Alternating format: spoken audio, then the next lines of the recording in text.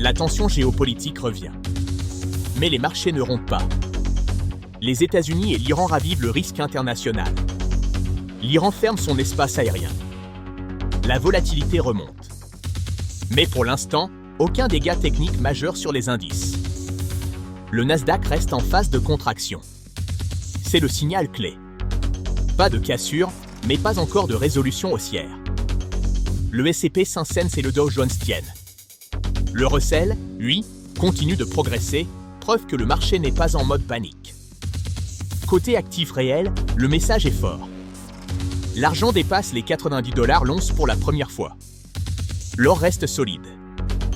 Bitcoin, lui, explose face à la monnaie iranienne, plus de 2600% en quelques jours. Un rappel brutal de son rôle en période de crise monétaire.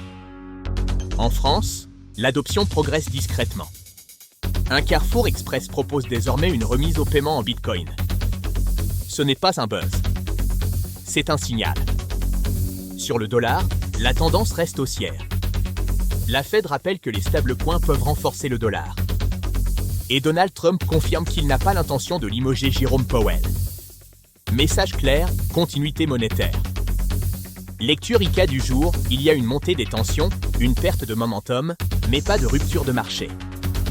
En 2026, ce ne sont pas les gros titres qui comptent. Ce sont les niveaux et la discipline. Règle ICA à retenir, tant que la technique tient, on gère le risque, on observe et on ne panique pas.